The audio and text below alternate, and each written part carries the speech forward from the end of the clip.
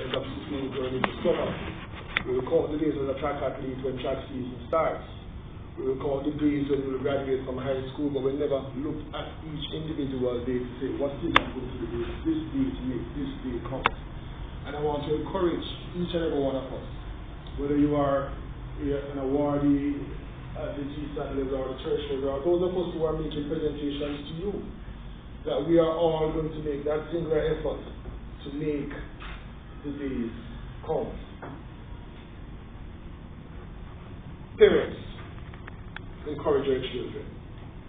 Even when you see them falling away, don't get disheartened. Encourage them.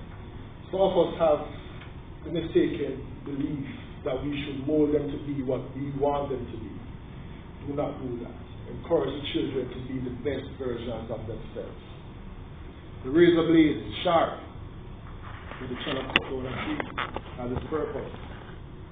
The axe can cut down a tree, but it cannot shave you. It has its own purpose.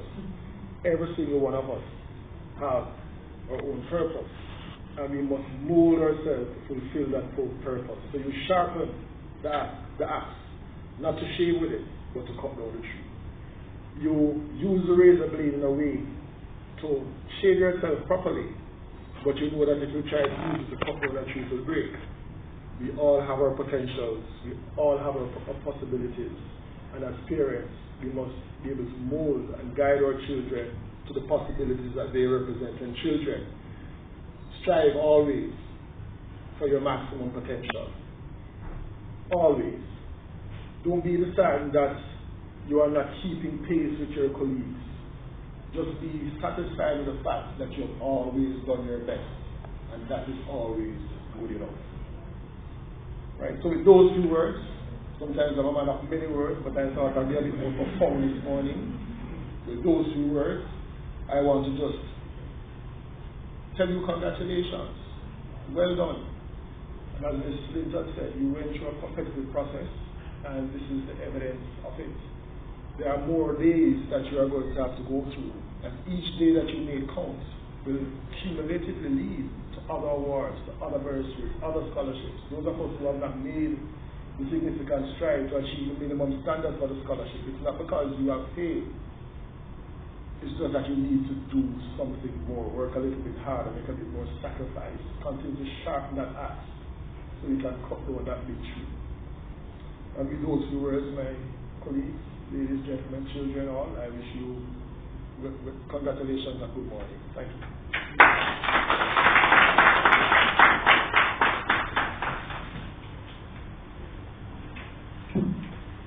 Thank you, Mr. Grant. I went to an all-age school in St. Elizabeth, Mayfield All-Age School, and our school motto is, if you rest, you rust, so toil you must. We never had a choice. We had to toil because we had to succeed. So throughout this morning's proceedings, I will share with you some of the mottos of some of the schools that some of these students or awardees will be attending. I would like to invite Ms. Renee Gale to now come and to do the scholarship overview with you this morning.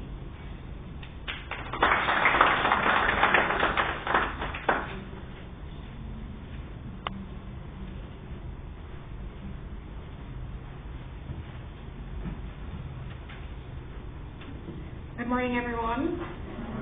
I've been asked to provide an overview of the scholarships just so that we can get an appreciation of the requirements that each student this morning has to fulfill to be an awardee today.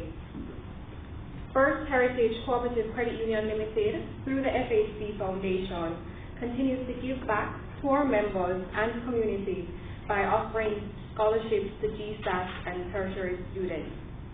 These are the criteria which govern the scholarships. The GSAT scholarship. This scholarship is offered to children who have a youth account with FHC and also meet the following criteria. They must be a youth saver for at least 6 months. Their savings account must be active, and they must submit a GSAT transcript which reflects a minimum of a B average. The Jackal bursary. The Jackal Bursary is funded by the Jamaica Cooperative Credit Union League. It's granted to each credit union in the island to be offered to one of their Youth Save or GSAP members. Education has been a key focus of the movement's corporate social outreach over the years, and so this is a part of the League's efforts towards nation building. The tertiary scholarships, there are two. The first is the Renowned Mason. The criteria for the Renowned Mason scholarship requires the applicant to be an active member or the child of an active member of the credit union. The scholarship is offered to students in either the second year or the final year of their studies at the tertiary level. They must be, as I said, a member or the child of a member of FAC for at least 6 months. They must demonstrate community volunteerism. They must also demonstrate financial need. They must maintain a minimum GPA of 3.5, and they must be 35 years of age or younger. The Oswald Thorburn Scholarship. The criteria for the Oswald Thorburn Scholarship requires second year to final year students studying business administration, and they must meet the following criteria. They must be an active member of FAC for at least 6 months. They must have maintained a minimum of a B average. They must have been involved in community projects or exemplified leadership skills, whether through clubs, associations, or any other civic institution. They must provide 2 written references, which must be submitted to verify their involvement in such projects. They must not be a recipient of any other scholarship currently, and they must be 35 years of age or younger.